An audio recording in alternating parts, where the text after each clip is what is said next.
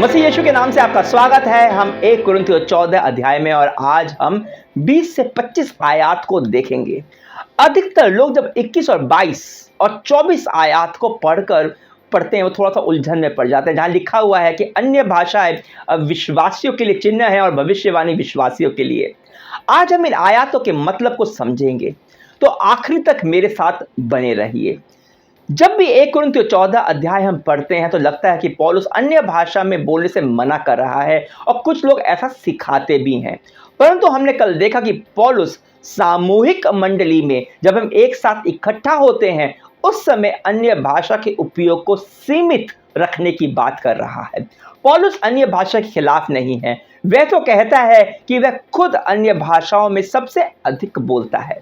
अन्य भाषा में प्रार्थना एक अनूठी सामर्थ है, पर पौलुस ने कहा है कि 19 आयत में कि कलीसिया में अन्य भाषा में 10,000 बातें कहने से जो किसी को समझ में नहीं आता, अच्छा है कि दूसरों को सिखाने के लिए बुद्धि से 5 ही बातें कहूं ताकि सबका भला हो। कल हमने देखा था कि अन्य भाषा का उद्देश्य व्यक्तिगत उन्नति है, परंतु जब हम एक साथ इकट्ठे होते हैं हमारा उद्देश्य सीखना और सिखाना होना चाहिए, सबकी उन्नति होना चाहिए। तो इन आयतों में पौलुस इसी बात को अलग तरह से समझा रहा है। तो सुनिए 1 कुरिन्थियों 14 20 से 25। हे भाइयों, तुम समझ में बालक न बनो, बुराई में तो बालक रहो परंतु समझ में सियाने बनो। व्यवस्था में लिखा है कि प्रभु कहता है, मैं अपरिचित भाषा बोलने वालों के द्वारा और पराये मुख के द्वारा इन लोगों से बात करूंगा तो भी वे मेरी न सुनेंगे।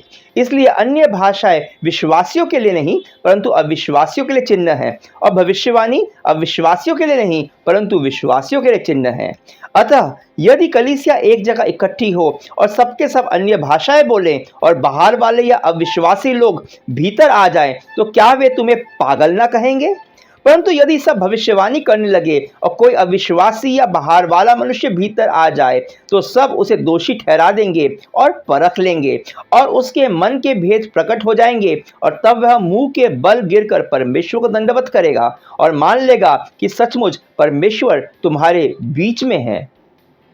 तो 20 आयत में पौलुस कहता है कि तुम बुराई में बालक बनो, मतलब बुराई को न जानो, बुराई के प्रति अनजान रहो ताकि बुराई न करो, परंतु समझ में सियाने बनो, मतलब परिपक्व बनो। कुरिन्थियों की मंडली की समस्या यह थी कि वे लोग बच्चों के जैसा व्यवहार करते थे, उनके व्यवहार में सियानों किसी परिपक्वता नहीं थी। परिपक्वता क्या होता है? खासकर सामाजिक परिपक्वता। जब हम एक दूसरे के साथ होते हैं तो उस समय हमारा व्यवहार कैसा होना चाहिए। जब अकेले हैं उस समय हम जो भी करें, पर जब दूसरों के साथ होते हैं तो हमारे व्यवहार में दूसरों के लिए परवाह होनी चाहिए, हमें दूसरे का सोचना होता है और इसी को प्रेम कहते हैं, और यही सियाना होने और परिपक्वता की निशानी है। पौलुस कह रहा है कि जब हम इकट्ठे होते हैं उस समय बिना अर्थ के अन्य भाषा बोलना अपरिपक्वता है, स्वार्थ है, प्रेम नहीं है। अब आते हैं 21 आयत में। पौलुस कह रहा है कि व्यवस्था में लिखा है कि प्रभु कहता है, मैं अपरिचित भाषा बोलने वालों के द्वारा और पराये मुख के द्वारा इन लोगों से बातें करूंगा तो भी वे मेरी न सुनेंगे। यहां पौलुस यशाया भविष्यवक्ता का हवाला दे रहा है।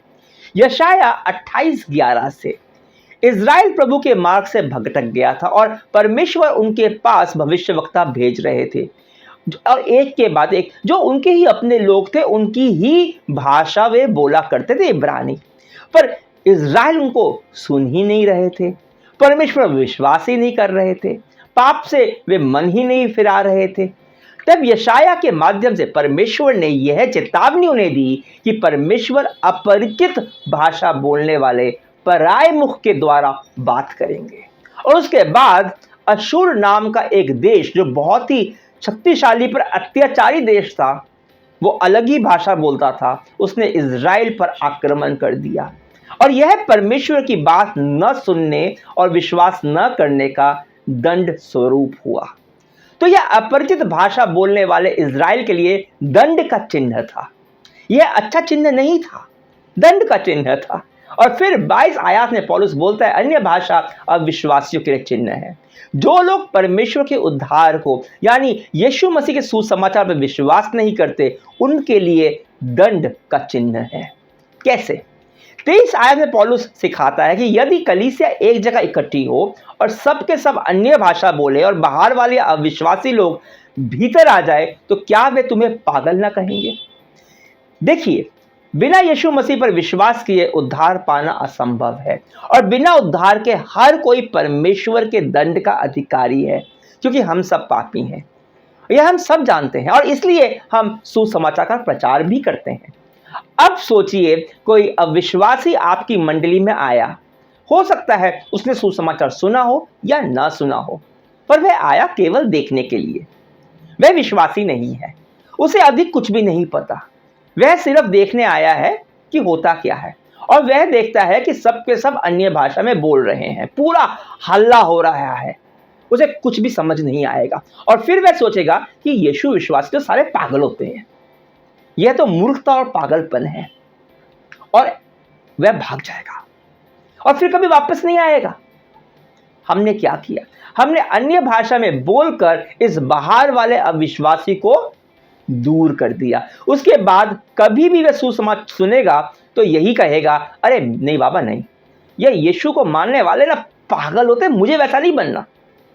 और क्योंकि वह यीशु पर कभी विश्वास नहीं करेगा, उस पर दंड की आज्ञा बनी रहेगी। और इस तरह अन्य भाषा अविश्वासियों के लिए चिन्ह है, अच्छा चिन्ह नहीं है, उनके भले का चिन्ह नहीं है, परंतु उनके दंड का चिन्ह है जो यीशु के बिना उन पर है, क्योंकि उन्होंने परमेश्वर के उद्धार पर विश्वास नहीं किया। परंतु पौलुस कहता है कि भविष्यवाणी विश्वासियों के लिए चिन्ह है। कैसा चिन्ह?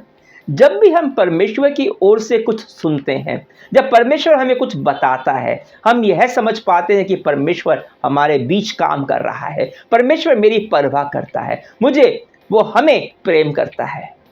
पर यही नहीं, पौलुस कहता है कि 24 और 25 आयत में कि अगर कोई बाहर वाला मतलब अविश्वासी आता है देखने केवल और सब विश्वासी सब भविष्यवाणी कर रहे हैं, तो सब उसे दोषी ठहरा देंगे और उसे परख लेंगे। मतलब वह समझ जाएगा कि क्योंकि वह विश्वास नहीं करता, वह परमेश्वर की नज़र में दोषी है। वह समझ जाएगा कि सचमुच परमेश्वर आपके बीच में काम कर रहा है, वह और विश्वास में आ जाएगा और वो उसकी उपासना करने लगेगा। एक सच्ची गवाही से मैं आपको समझाता हूँ। मेरे एक मित्र हैं जो तमिल मुस्लिम समाज से आते हैं। वे बहुत ही कट्टर मुसलमान थे, बहुत ही कट्टर, परंतु उनके दिल में परमेश्वर ने कुछ काम करना शुरू किया और एक दिन वह अपनी माँ को लेकर एक बहुत ही बड़ी सभा में पहुंचे जहां करीबन 2000 लोग थे और एक पास्टर मंच पर से प्रचार कर रहा था और वह पीछे कहीं बैठ गए। वह यह भी नहीं चाहते थे कि उन्हें कोई देख ले। तभी पास्टर ने अपना प्रचार रोककर उसने कहा कि अभी अभी है जो कोई अंदर आया है जो मुस्लिम समुदाय से है, और उसके बाद उन्होंने मेरे मित्र के दिल में जो भी चल रहा था वो सब बता दिया। जाहिर है 2000 की भीड़ में पास्टर को कहाँ समझ आ रहा होगा कि कौन अंदर आ रहा है कौन बाहर जा रहा है, और वे मेरे मित्र को जानते भी नहीं थे। दोनों अलग अलग जगह से थे, अलग अलग समुदाय से थे, पर इस पास्टर के द्वारा परमेश्वर ने मेरे मित्र से बात की। वह अचंभित था और सुनकर कि एक अनजान व्यक्ति उसके बारे में इतना कैसे जानता है। इससे मेरे मित्र पर गहरा असर पड़ा। वह समझ गया कि यह परमेश्वर सचमुच काम करता है, कि यीशु मसीह ही सच्चा खुदा है, और उन्होंने यीशु को स्वीकार किया और उद्धार पाया। और उनकी सेवा से एक महीने के अंदर 150 मुस्लिम समुदाय के लोग परमेश्वर में आए। वह अभी बंगलुरु में हैं, नौकरी भी करते हैं और प्रभु की सेवा भी करते हैं। आप शायद समझ गए होंगे कि कैसे सार्वजनिक और सामूहिक संगति में जोर जोर से अन्य भाषा में बोलना बाहर वालों के लिए चिन्ह है। वहीं भविष्यवाणी विश्वासियों के लिए नहीं, विश्वासियों के लिए चिन्ह है, पर वह अविश्वासियों के लिए भी भलाई का कारण है, आशीष का कारण है। मैं फिर से कह रहा हूं कि पौलुस यहां आपको या किसी अन्य विश्वासी को अन्य भाषा में प्रार्थना करने से मना बिल्कुल भी नहीं कर रहा, पर तब नहीं जब सब कोई एक साथ इकट्ठा हो, खास तौर से जब अविश्वासी भी वहां पर हो सकते हैं। पौलुस हमें यह समझाना चाह रहा है कि जब हम एक साथ सहभागिता या संगति और उपासना के लिए इकट्ठे होते हैं तो हमारा उद्देश्य है एक दूसरे को शिक्षा देना, सबकी उन्नति। अगर कोई अविश्वासी भी हो उसकी भी। हम नहीं चाहते कि जो अविश्वासी है वे अविश्वासी ही रहे और उस पर दंड की आज्ञा बनी रहे। जब हम एक साथ आते हैं तो हमारा उद्देश्य प्रोत्साहित होना और करना होता है। अगर परमेश्वर हमें हमारी गलती के लिए अनुशासित भी करता है वह भी प्रोत्साहन है, क्योंकि यह हमें परमेश्वर का पिता तुल्य प्रेम और परवाह को दर्शाता है। हमारा उद्देश्य होता है कि सबका अच्छा हो, अच्छा महसूस करना नहीं। कुछ लोग कलीसिया में केवल अच्छा महसूस करने के लिए आते हैं। कलीसिया जाकर अच्छा लगता है। जाहिर है डांट खाना या अनुशासित किए जाना अच्छा तो नहीं लगता। हम अच्छा लगने नहीं, अच्छा होने के लिए इकट्ठा होते हैं ताकि हमारा विश्वास उन्नति पाए। हम विश्वास कर पाएं कि जब हम नियंत्रण में नहीं हैं तब भी परमेश्वर नियंत्रण में है और हमारे भले के लिए काम कर रहा है। यह है कलीसिया का उद्देश्य। कलीसिया का उद्देश्य किसी को हतोत्साहित कर दंड की ओर ढकेलना नहीं है, किसी पर दोष लगाना नहीं है। एक बात है सरल सी जो हमें याद रखनी है, यीशु मसीह में हमारे बहुत से अधिकार है, स्वतंत्रता है। परमेश्वर हमें कई प्रकार की आशीष और वरदान वो हमें देता है, पर यह हम पर है, हमारी समझ और दायित्व के साथ हम कैसे उसका उपयोग करते हैं, दुरुपयोग नहीं। हमें ऐसा कुछ भी नहीं करना चाहिए जो सुसमाचार के लिए हानिकारक हो। सब कुछ का उपयोग हमें प्रेम के साथ करना है, भलाई के लिए। आशा करता हूं कि आज की ये आयतें आपको समझ में आ गई होंगी और आप दूसरों को भी समझा पाएंगे। कमेंट्स में लिखकर मुझे को बताइए। आपके कमेंट्स पढ़ना मुझे बहुत ही अच्छा लगता है, मैं बहुत ही प्रोत्साहित होता हूं। अगर कोई सवाल है बाइबल या विश्वास से संबंधित तो आप मुझे व्हाट्सएप नंबर पे, मैंने यहाँ पे लिख दिया है, उस पर मैसेज करके आप बता सकते हैं आप, और मैंने कमेंट्स में भी वो नंबर पिन कर दिया है।